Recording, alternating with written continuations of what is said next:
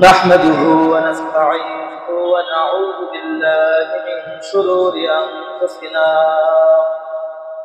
ومن سيئات أعمالنا من يهده الله فلا مضل له ومن يضلل فلا هادي له ونشهد أن لا إله إلا الله وحده لا شريك له ونشهد أن سيدنا وحبيبنا ومولانا محمد الذي أرسله بالحق بشيرا ونذيرا وداعيا إلى الله بإذنه وسراجا منيرا فقد قال الله تعالى في كلامه المجيد والفرقانه الحميد সকলে জবান খুলে পড়ি আউযু বিল্লাহি মিনাশ শাইতানির রাজীম বিসমিল্লাহির রাহমানির রাহিম وقال تعالى إن الله وملائكته يصلون على النبي يا أيها الذين آمنوا صلوا عليه وسلموا تسليما اللهم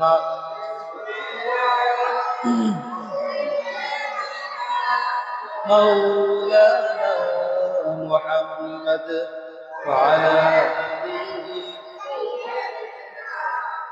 مولانا محمد رسول আমার ভালোবাসা রসুল আমার আলো আশা রসুল আমার প্রেম বিরহের মূল আলোচনা রসুল আমার কাজে কর্মে অনুপ্রেরণা আল্লাহুম্মা সাইয়্যিদিনা মাওলানা মুহাম্মদ ওয়া আলা আলি সাইয়্যিদিনা মাওলানা মুহাম্মদ যখন দারুণ দুঃখ নামে আমার জীবন জুড়ে বিপদ আপদ মুসিবতে মরি পুরে পুরে যখন দারুণ দুঃখ নামে আমার জীবন জুড়ে বিপদ আপদ মুসিবতে মরি পুরে পুরে তখন তোমার শৈশব কৈশোর যোগাই সান্ত্বনা রসুল আমার কাজে কর্মে অনুপ্রেরণা আল্লাহুম্মা সাইয়্যিদিনা মাওলানা মুহাম্মদ وعلى آله مولانا محمد بلغ العلا بكماله كشف الدجى بجماله حسنت جميع خصاله صلوا عليه وآله সকল প্রশংসার মালিক কে কেউ যেটা পারে না পারে কে কেউ যেটা দেখে না দেখে কে সেই মহান সুবহানাহু ওয়া তাআলার দরবারে জবান খুলে শুকর গুজার হচ্ছি পড়ে নিচ্ছি কালিমাতুশ শুকুর, জবান খুলে পড়েন আলহামদুলিল্লাহ, পড়েন রব্বানা লাকাল হামদ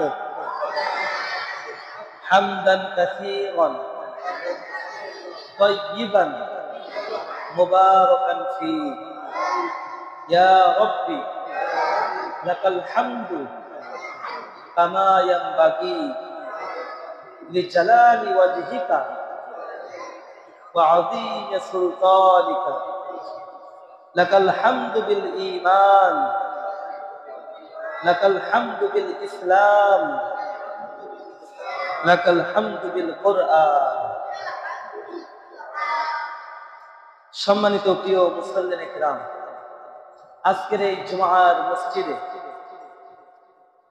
মসজিদের সম্মানিত সভাপতি সাহেব এবং মসজিদের অন্যান্য কার্যক্রম কমিটি বৃন্দ এবং দূর দূরান্ত থেকে আগত মুত্তাকিন পরহেজগার ভাই ও বাবাজিরা এবং আমার সামনে বসা বাপের সমতুল্য মুরব্বিন ইকরাম, ইমামের পিছনে ৫ ওয়াক্ত জামাতের সাথে নামাজ পড়নেওয়ালা মুসল্লিন ইকরাম এবং কলিজার টুকরো যুবক ভাইয়েরা, সিনিহর কলবে ইলম মাদ্রাসার ছাত্র বৃন্দরা, সকলের প্রতি আমার অন্তরের অন্তরস্থল থেকে সালাম পেশ করছি।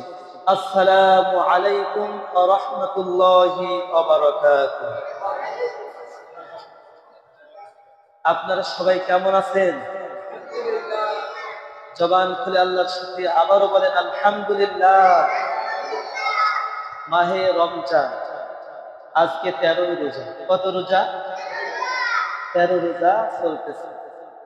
আল্লাহ পাক চাইলে, সুস্থ রাখলে, সম্ভবত আল্লাহর দয়ায় মেহেরবানিতে এই 2025-এর পুরা রমজান মাস ইনশাআল্লাহ রোজা রেখে আল্লাহর ইবাদত সন্তুষ্টি করে শেষ করব। করেন ইনশাআল্লাহ?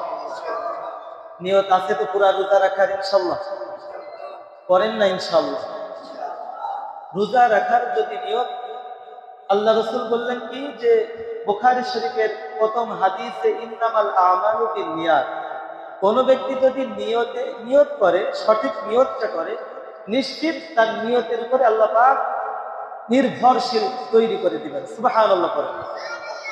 ব্যক্তি নিয়তের উপরে নির্ভরশীল। প্রতিটা মানুষই নিয়ত ছাড়া কোনো কাজই সে করে না। কথা বলে ঠিক কিনা?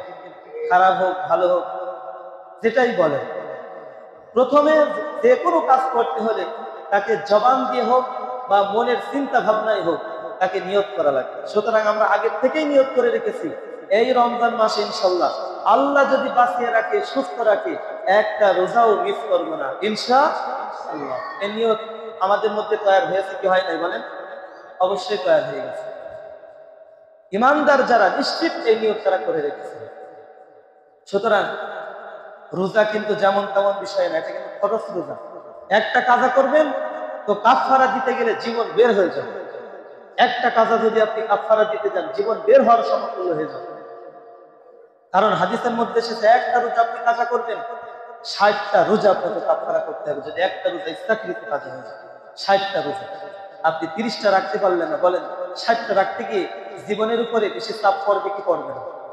অবশ্যই পড়বে। তাও একাধারে রাখা।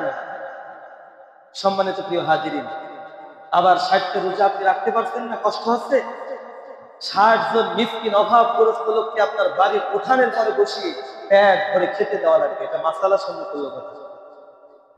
উলামা ইকরাম এইভাবে বারবার মুসলিমকে সতর্ক করে দিচ্ছেন, রমজান মাস এটা কোনো হেলা খেলা অবহেলার জিনিস নয়। রমজান মাস এমন একটি মাস, এখন নফল রোজার সাথে সমতুল্য না।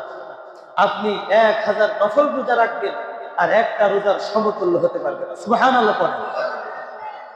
এটা হলো সেই রোজা, মাহে রমজান। সম্মানিত প্রিয় হাজিরিন, এই জন্য এখনো পর্যন্ত আমি কিছু মুসল্লির দিকে খেয়াল করলাম, আমার গ্রাম মহল্লার দিকে কিছু মানুষের এখনো পর্যন্ত খেয়াল করছি, সামান্য একটু ছুট্টা ফুট্টা অজুহাতে রোজা না রেখে বসে আছে। সামান্য একটু কাজের অজুহাতে ব্যক্তি রোজা না রেখে, কাজ কিন্তু প্রতিদিনই করছে ব্যক্তি, কিন্তু রোজা রাখে। কি হচ্ছে? কাজ করতে গিয়ে রোজা রাখতে সমস্যা আছে। নাউজুবিল্লাহ, আপনার কাজটাই বড় প্রাধান্য দিলেন আর রোজাকে আপনি প্রাধান্য দিতে পারছেন না। আরে ব্যক্তি, আমি তো কাজ করছি, অমুক জনও তো কাজ করছে, তমুকও তো কাজ করছে, ওই অমুকও কাজ, সবাই কাজ করে, আপনার কাজের এত কি সমস্যা হলো যে রোজা রাখার ব্যাঘাত ঘটছে? কথা বলেন ঠিক কিনা? আমি আগের থেকে বলেছিলাম, রমাদান মাস রমাদান মাস আসার আগে প্রস্তুত নিবেন, কাজ যাতে একটু কম হয়, কাজ একটু কমিয়ে দিবেন। তা না এই রমজান আসলো আর মানুষের যত মাথার চাপ, ঈদের মার্কেট করতে হবে, অমুক করতে হবে, তমক করতে হবে, সবকিছু নিয়ে ব্যক্তি রোজা রাখা একেবারে বন্ধ করে দিল। নাউজুবিল্লাহ, এর মতো দুঃখজনক কথা আর দুর্ভাগ্যজনক কথা আর হতে পারে না। আপনি যাই মনে করেন, কারণ যার কাছে রমাদান মাসটা সব থেকে বেশি গুরুত্বপূর্ণ, ওই ব্যক্তি কখনোই রোজা অবহেলা করবে না ইনশাআল্লাহ। সম্মানিত প্রিয় মুসলিম কিরাম, আমি গত সপ্তাহে রমাদান সম্পর্কে যাকাতের আলোচনা করেছিলাম।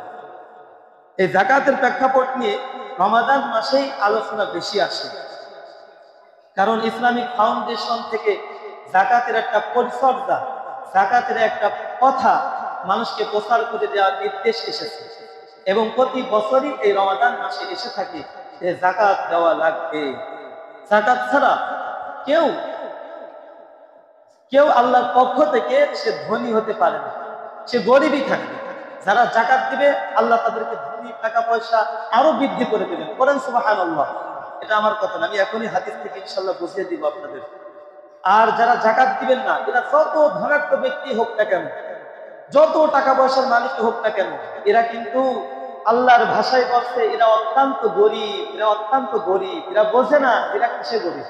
সেটা আমি এখন ইনশাআল্লাহ কোরআন থেকে আপনাদেরকে বুঝিয়ে দেবো। তবে যাকাত না দিলে কি শাস্তি, এটা আল্লাহ পাকের প্রথম ঘোষণা আগে আমি বলি, আলোচনা করি।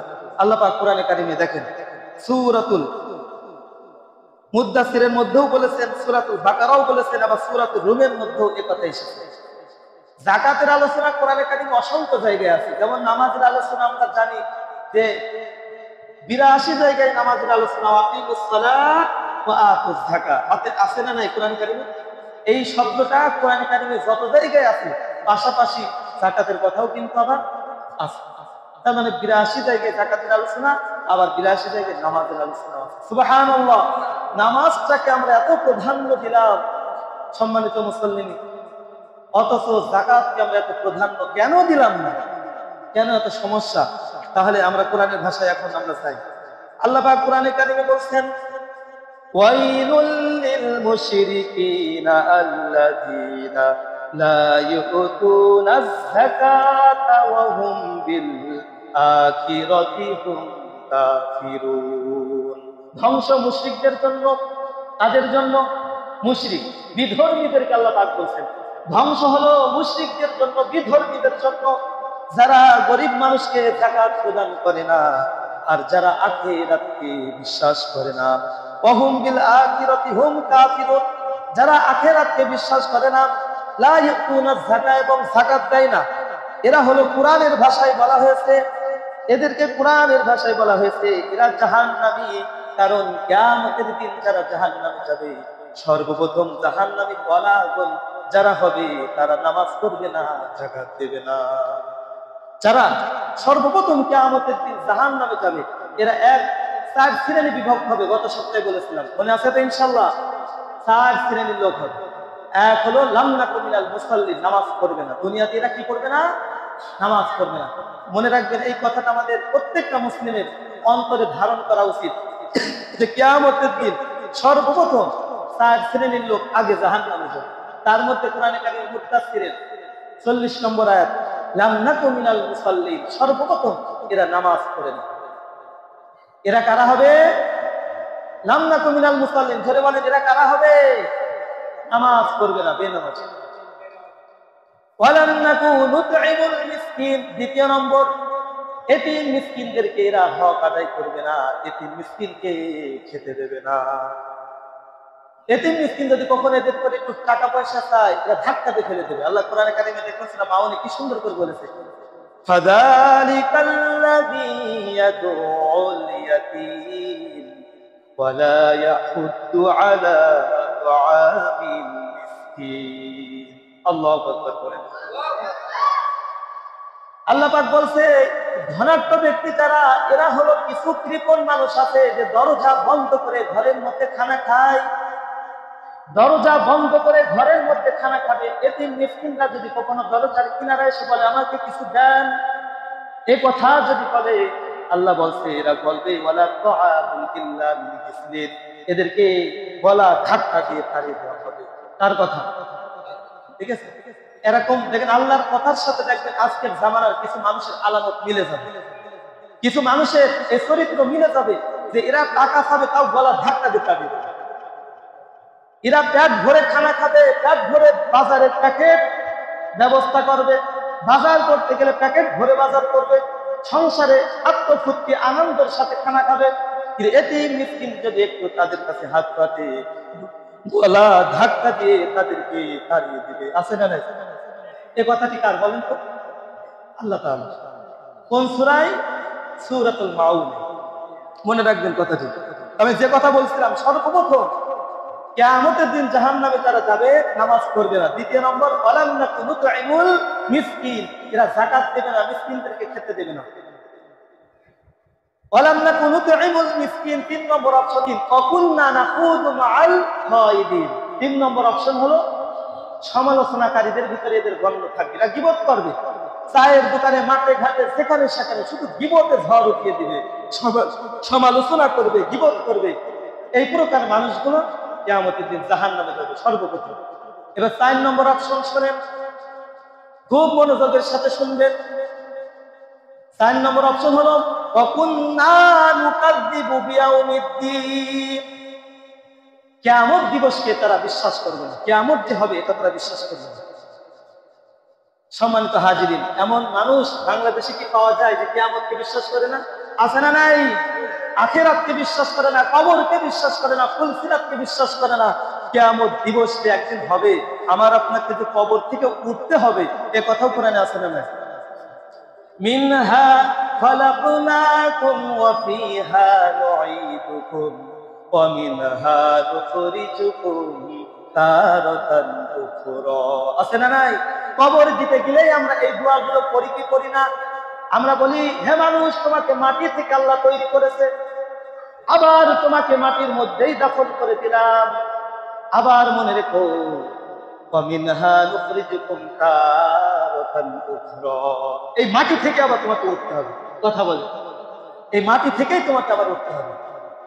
সুতরাং কবে উঠতে হবে? কিয়ামত দিবসে।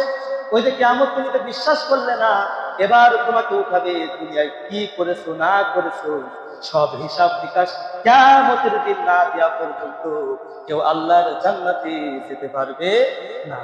যদি আপনার কপাল ভালো থাকে, যদি আপনার আমল ভালো থাকে, তাহলে ইনশাল্লাহ কবরের প্রথম ঘাটি থেকেই বুঝতে পারবেন আপনি জান্নাতে।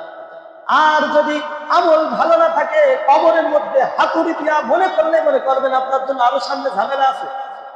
যদি কবরের মধ্যে শুরু হয়ে যায় অ্যাকশন ফেরেশতাদের, তাহলে মনে রাখবেন এটা আমার কেবল শুরু, এবার শেষ তো কতদিন, জাহান্নামে কত বছর থাকতে হবে একমাত্র আল্লাহ ছাড়া দুনিয়াতে কেউ জানে না। কথা বলেন, আল্লাহকে ভয় করুন। আত্তাকুল্লাহ, হে দুনিয়ার মানুষেরা আল্লাহকে ভয় করুন। আল্লাহকে যদি ভয় না করো তাহলে কখনোই আল্লাহর জান্নাতে যাওয়া যাবে না। সব থেকে বেশি দুনিয়াতে যে ব্যক্তি বেশি আল্লাহকে ভয় করবে, আল্লাহর নিকট আল্লাহর প্রিয় বান্দা তত বেশি হতে পারবে। সুবহানাল্লাহ। আপনি যদি আল্লাহর প্রিয় বান্দা হতে চান, তাহলে আল্লাহর ভয় করার কোনো বিকল্প কোনো রাস্তা নেই। আল্লাহর ভয় আপনাকে করতেই হবে। দিনে রাতে 24 ঘন্টা খারাপ কাজ করতে যাচ্ছেন, আল্লাহকে ভয় করুন। আপনি যখনই খারাপ কাজ করতে যাবেন আল্লাহকে ভয় করুন। আল্লাহ, আমি জানি আমি খারাপ কাজ করছি, দুনিয়ার কোনো মানুষ দেখছে না, কোনো পাক পাখালি আমার মা বাপ কেউ টের পায় না, অথচ আল্লাহ তুমি কিন্তু ঠিকই দেখছো আমার। কথা বলে ঠিক কিনা? আল্লাহকে ভয় করুন। আল্লাহর ভয় যার অন্তরের মধ্যে, আমি আবারও বলি, আল্লাহর ভয় অন্তরের মধ্যে যার যত বেশি আসবে, আল্লাহর জান্নাতে ওই ব্যক্তি তত দ্রুত প্রবেশ করবে। সুবহানাল্লাহ। সম্মানিত হাজিরিন, সুতরাং যাকাত তো তারা দিবে যাদের নাকি অন্তরের মধ্যে আল্লাহর ভয় আছে। আমার সম্পদ আছে, আমার টাকা আছে, আর আমি যাকাত দিব না, এটা তো মেনে নেওয়া যায় না। আল্লাহ রাসূল বললেন, আল্লাহ পাক কোরআনে কারিমে বলছে ইয়ামহাকুল্লাহু রিবা ওয়া ইউরবিস সাদাকাত, আল্লাহ সুদের বৃদ্ধিকে ধ্বংস করে দিয়েছেন আর যাকাতকে বৃদ্ধি করে দিয়েছেন। সুবহানাল্লাহ। কোরআনে কারিমে ইয়ামহাকুল্লাহু রিবা ওয়া ইউরবিস সাদাকাত। সম্মানিত মুসল্লি, মাদ্রাসা তালবে ইলম এবং রাস্তারা সবাই এদিকে খেয়াল করেন, এদিকে আমার দিকে খেয়াল করেন। আমি কোরআন থেকে ডাইরেক্ট কথা বলছি, কোনো বানানো শোনানো কথা বলছি না, খুব খেয়াল করে শোনা উচিত। আল্লাহ পাক বলছে ইয়ামহাকুল্লাহু রিবা ওয়া ইউরবিস সাদাকাত। সুদ যারা খাচ্ছে, সুদের যারা লেখক হয়েছে, সুদ যারা প্রচার করছে, কেন্দ্রীয় ব্যবসা করছে, মনে রাখবেন আপনারা ধ্বংস হয়ে গেছে। আপনার আল্লাহর ভাষায় বলছে আপনারা ধ্বংস। আপনি মনে করছেন আপনি একে একে 2 গুনছেন, আপনি 10-এ 10-এ 20 গুনছেন, আপনি 20-এ 20-এ 40 গুনছেন, আপনি হাজারে হাজারে 2000 গুনছেন। মনে রাখবেন এই টাকা আপনার জন্য ধ্বংস, এই টাকা আপনার জন্য ধ্বংস। এই টাকায় কখনো মানুষকে সফলতায় বানাতে পারে না। আজ পর্যন্ত বানাই নাই। আমাকে দেখান তো একটা বানিয়েছে। আজ পর্যন্ত ইতিহাসে দেখাতে পারবে না যে সুদ থেকেও বিরাট টাকা পয়সা নিয়ে বিরাট সফলতা, বিরাট সুখে শান্তিতে আছে। আমাকে দেখান একটা লোক বাংলাদেশে পৃথিবীতে খুঁজে পাবে সুদ থেকেও শান্তিতে থাকতে পারে না। যে কোনো ভাবে আল্লাহ তার মনের ভিতরে অশান্তি রেখে দিয়েছে। কথা বলে যে কোনো ভাবে, আপনি এটা বিশ্বাস করেন আর নাই করেন। সুদের বৃদ্ধি দিয়ে তো আল্লাহ বলেছে ধ্বংস, তো আমরাও বলবো ধ্বংস। আল্লাহর কথার সাথে একমত হবেন কারা? সবাই আল্লাহর সাথে একমত না? কথা বলেন, আল্লাহর সাথে একমত তো? একমত না থাকলে আপনিও ধ্বংস। কারণ আল্লাহর কথার সাথে একমত মুসলমান হলে হতে হবে। মুসলমান হলে আল্লাহর কথার সাথে একমত থাকাই লাগবে, বাধ্যতামূলক। সম্মানিত হাজিরিন, সুতরাং সুদের বৃদ্ধি ধ্বংস। আর ওয়াইরবিস সাদাকাত, যারা দান করে, যাকাত দেয়, এদের আল্লাহ তাআলা বরকত দিয়ে ভরপুর করে দিয়েছেন। করেন সুবহানাল্লাহ। 10 টাকা ইনকাম করবেন, 10 টাকার মধ্যে বরকত থাকবে। অসুখ বিসুখ সহজে আল্লাহ দিবেন ইনশাআল্লাহ। দিলেও ওই হোমিওপ্যাথি 2 টাকা 3 টাকার 1 টাকার ট্যাবলেট খেলে সেরে যাবে ইনশাআল্লাহ। আর সুদ খাবেন, কোটি কোটি লক্ষ টাকা দিয়ে ওষুধ কিনে আপনার রোগ সারবে না। কত ভালো করে বুঝেন। আপনি ভিজিট থেকে শুরু করে হসপিটালের বেডে থাকতে থাকতে লক্ষ লক্ষ টাকা চলে যাবে, কোটি টাকার উপরে পৌঁছে যাবে, তাও রোগ পরিপূর্ণ ভালো হবে না। কারণ বিচার কার? আল্লাহর বিচার। খুব খেয়াল করে কথা শুনুন, বিচার আল্লাহ। আপনি জীবনে কি গুনাহ করেছেন আপনি এখন টের পান, আপনি বোঝেন, ভিতরে ভিতরে বসবেন আর একা একা উপলব্ধি করবেন আল্লাহ বিরাট ভুল করেছে। আসলে আমরা এতদিন যে কোরআনে কথা শুনেছি যে যাকাত আসলে বরকত আছে আর সুদ যে ধ্বংস, তার নমুনা আমি বুঝতে পারছি।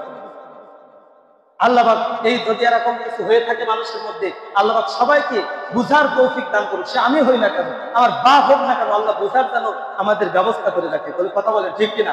বুঝার তো রহমত দান করুক। এরপরে বুঝে বুঝে আল্লাহ যেন তার হেদায়েত নসিব করে। বলে আমিন।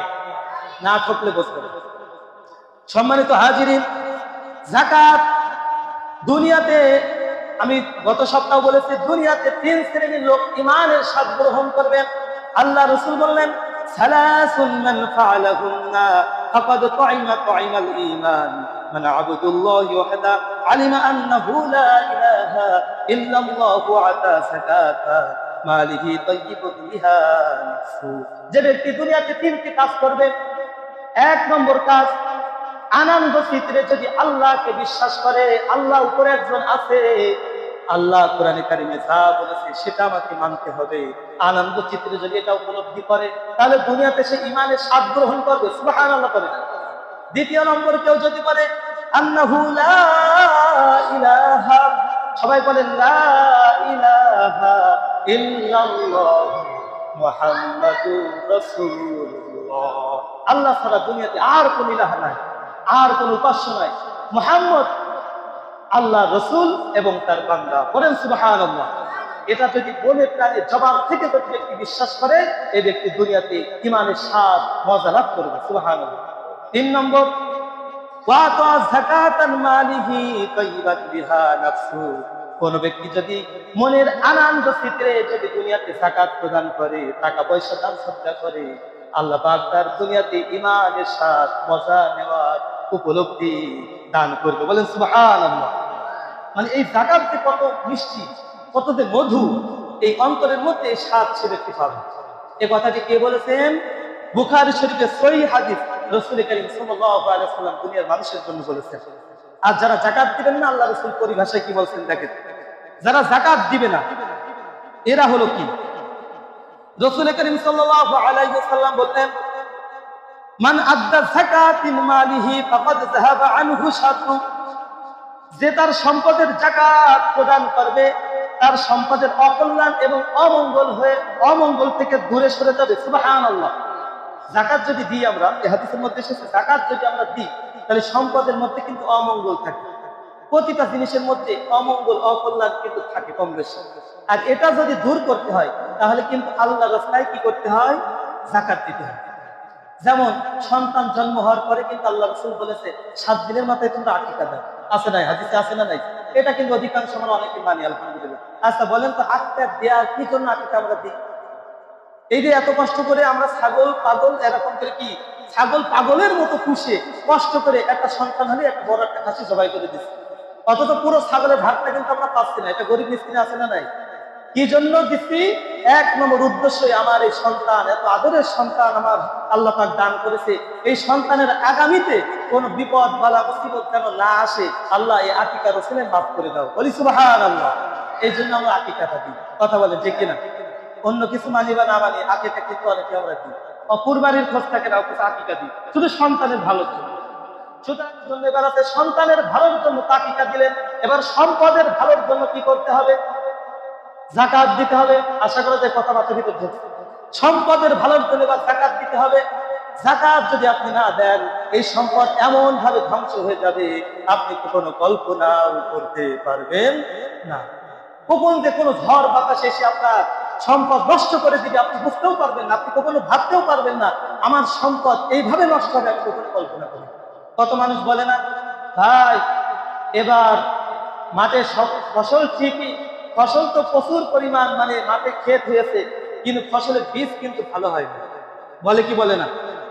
বীজ ভালো হয় নাই, ফসল বেশি একটা ভালো আসে নাই, কিন্তু ক্ষেত কিন্তু ভালো হয়েছে। অর্থাৎ ধানের কথা বলি, যে ধানের বীজটালি খুব লম্বা লম্বা, হ্যাঁ, আর যেটাকে আপনারা বলেন যে বাল খুব সুন্দর হয়েছে, কিন্তু ধান কিন্তু বেশি একটা বালের ভিতরে পাওয়া যাচ্ছে না, বেশিরভাগই সিটি আর সিটি।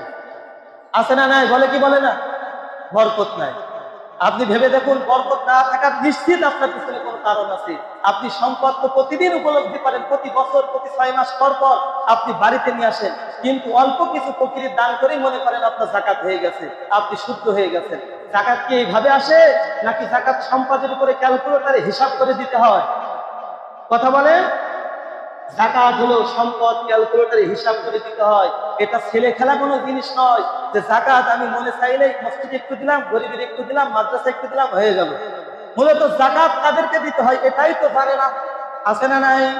কোরআনে কারীম এটাও আল্লাহ পাক জানিয়ে দিয়েছেন, ইন্নামাস সাদাকাতু লিল ফুকারা, ফকিরকে যাকাত দিতে হয়, ওয়াল মাসাকিন, মিসকিনদেরকে যাকাত দিতে হয়, ওয়াল আমিলিন, সম্বলহীনদের জন্য যাকাত দিতে হয়, ওয়াল মুআল্লাফাতি কুলুবুহুম, এবং যাকাতের অফিসে যারা কাজ করে এদেরও যাকাত দিতে হয়, ওয়াফির রিকাব, এবং যাদের অন্তর আকর্ষিত হবে আল্লাহর প্রতি, কিন্তু টাকা নাই পয়সা নাই, আল্লাহর প্রতি আকর্ষিত আছে নাই?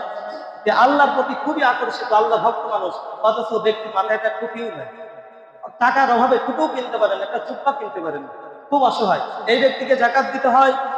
অল গরিমিন, ঋণগ্রস্ত ব্যক্তিকেও যাকাত দিবেন। এখন বলবেন অধিকাংশ হুজুর ঋণের চাপাই তো করে আছে, তাহলে আমাদের যাকাত তো হবে না।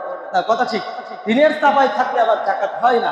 তবে 2-5 টাকা ঋণের কথা বলছি না, যদি কমসে কম 20-30 হাজার টাকা ঋণের অবস্থায় পড়ে থাকেন সর্বনিম্ন, তাহলে আগে ঋণ পরিশোধ করুন, এরপর যাকাতে আসেন। ঋণটা পরিশোধ করা 1 নম্বর কাম, কথা বলে ঠিক কিনা?